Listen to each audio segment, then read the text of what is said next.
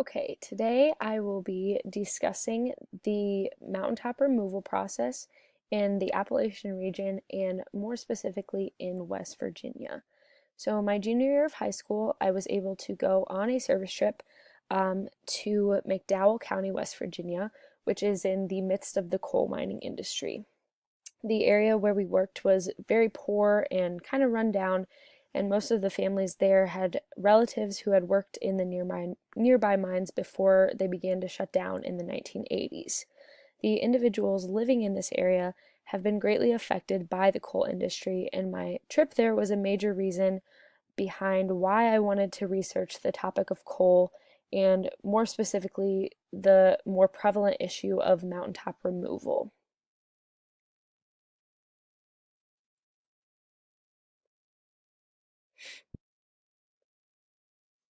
So the process of mountaintop removal has been a very controversial process of mining since around the 1970s. So this process involves clearing vegetation and then using explosives to blow off the top of the mountain to get to the coal inside. So then once the top of this mountain is removed, they have machines go inside and excavate this coal, and then it is eventually shipped off to different processing plants. And you might actually recall Glenn Gilbert talking about the trains that come through campus with tons of coal in them. And a lot of the time, this coal is coming from the Appalachian region and it's being shipped to Michigan City or other areas and being converted into electricity that we use every day. So here you can see some before and after photos of different locations in Logan County, West Virginia. So as you can see from the first two photos, these areas were covered in trees. They're very green. And then in the second two photos, it's just completely barren and there's no vegetation around. It's also important to note that these pictures are only a little over 2 years apart, so the whole removal process is pretty quick moving, which doesn't really give enough time for any of the vegetation to grow back. So who is this process affecting? Mountaintop removal has many negative effects on the environment and the people living in the communities surrounding these mountains. So some of the issues that people endure living around mining sites include toxic drinking water, flying rock, flooding, and toxic sludge. And as you can see here, there is a photo of some water that was meant for drinking, and a lot of the times it's this really gross brown color, but other times it looks like perfectly normal water, and so the people drinking it can experience very negative effects. In my research, I was able to find some specific stories of individuals who have experienced some of these disasters firsthand. Joan Linville, who is from Van, West Virginia, recalled in an interview one instance where huge amounts of rock and floodwater ruined her property and nearly destroyed her house. This disaster was in direct correlation with mountaintop removal mining. And I found a lot of these different stories were very similar to Joan's, and there were many other stories of very negative effects that can all be attributed to this mountaintop removal. In 2014, there was also a toxic sludge spill that released more than 100,000 gallons of sludge into a creek, which then polluted the Kanawha River. So as you can see in this photo, this is a toxic sludge impoundment. And so this is where the companies put the sludge after it's created in order for it to not go anywhere else. But sometimes these impoundments don't do their job, and then this sludge can get into the drinking water, which is very problematic. This form of mining also has negative effects on the health of individuals living nearby. In 2011, studies showed direct correlations between cardiovascular disease, increased birth defects, and mountaintop removal mining. So, coal consumption and production also affects people all across the nation, including where we live in northern Indiana. So, Indiana was actually ranked third among all of the states for coal consumption in 2015. And all of the states across the nation are dependent on coal as well. In 2014, a report containing 22 companies that were ranked in the top 100 for toxic air and greenhouse gas emissions was released. These companies were labeled super polluters, and of these 22 companies, 4 are located in southwest Indiana. These 4 are the Rockport, Petersburg, Warwick, and Gibson plants, and they're all kind of around Evansville, Indiana, along with a couple other coal plants. The individuals living in these areas surrounding these super polluters can feel the tangible effects. The air pollution that these huge companies are contributing to lead to severe health effects, including asthma, heart disease, and many other risks. So now I'm going to be discussing the root causes of this problem. So the first one that I am going to talk about is the economy. One term that I found in my research was neoliberalism, and the focus of neoliberalism is on competition and privately owned companies rather than on the government. So this focus pushes individuals to only have concern about profitability, and they are less concerned about the consequences of their actions. So because these companies are so concerned about the money and the profits that they're making, they don't really care if they're releasing toxic pollution into the atmosphere, because especially with some of the issues like air pollution, it's not super visible to them, and they are not able to clearly see this pollution or the effects that it's having on individuals in the communities that are surrounding these companies. The actual process of mountaintop removal is also more profitable and cheaper for companies, which encourages them to keep this practice because they are more focused on machine labor now, which is cheaper than physical labor, because when they had the traditional mines, they would have individuals working in these with pick saws and things like that, and they wouldn't have to pay, or they would have to pay them a lot more than what they can invest in these machines that last a lot longer. Our economy also thrives off of the use of coal, which encourages these companies to continue with their production.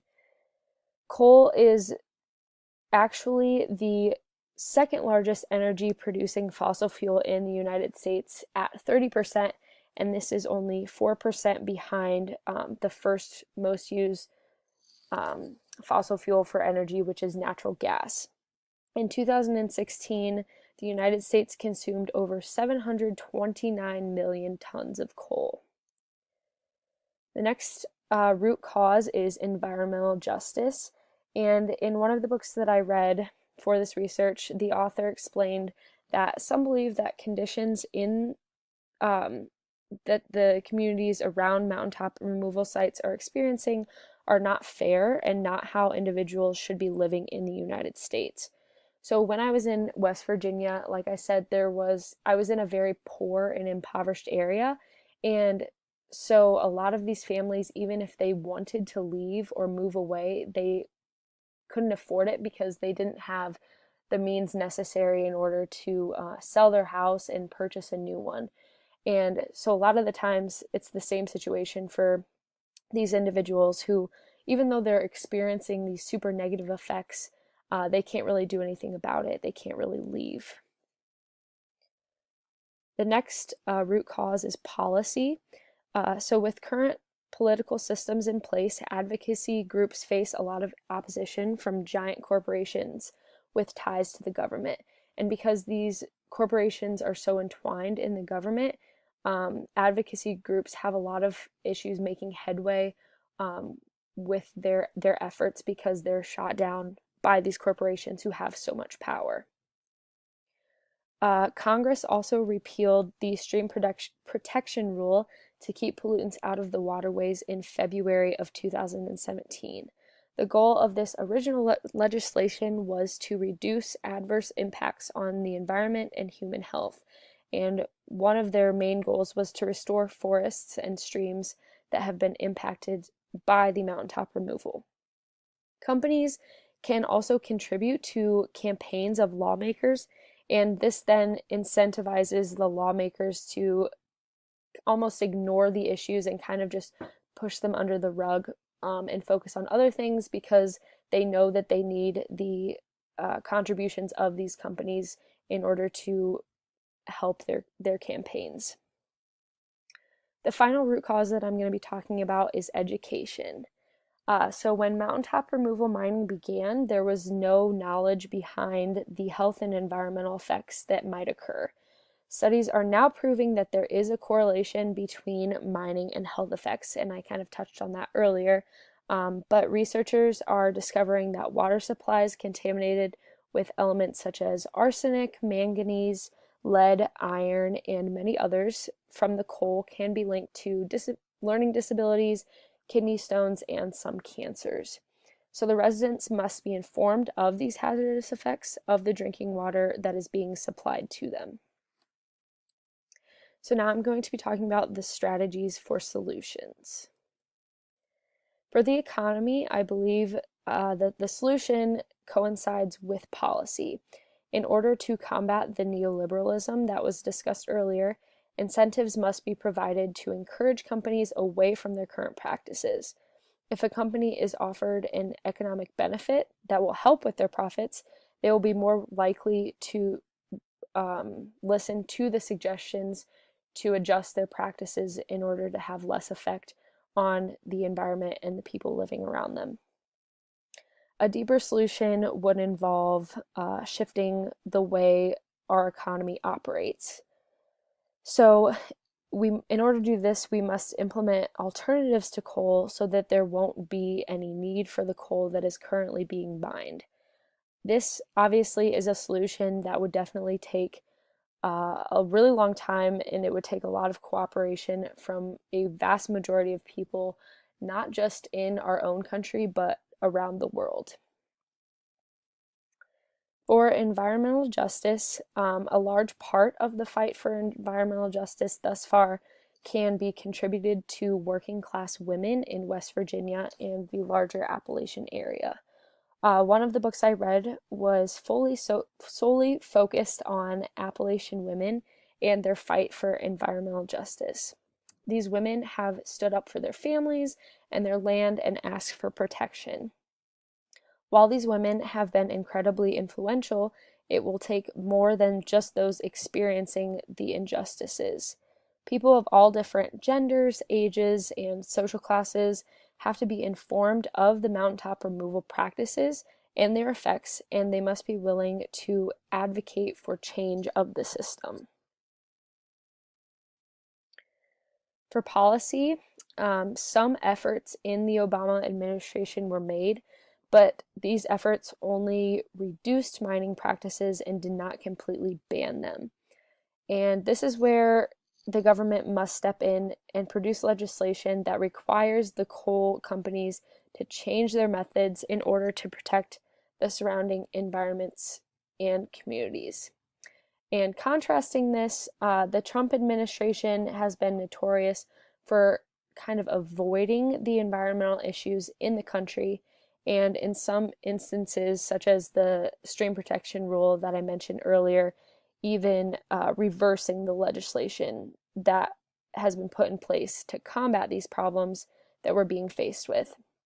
In order to change policy on the national level, we must first begin with our local government. And citizens who are not directly affected by mountaintop removal can put their support behind those that are. For my final solution, I focused on education again. And individuals that are being forced to live with detrimental consequences of the mining system have to be made aware of these dangerous conditions. Efforts by the EPA and other government agencies have a responsibility to protect these innocent people. Along with this, more efforts to learn about the long-term effects of exposure of mountaintop removal need to be put in place. This problem is definitely very complex, but I think with an integration of all of these different areas, we can begin to move away from mountaintop removal and its harmful effects.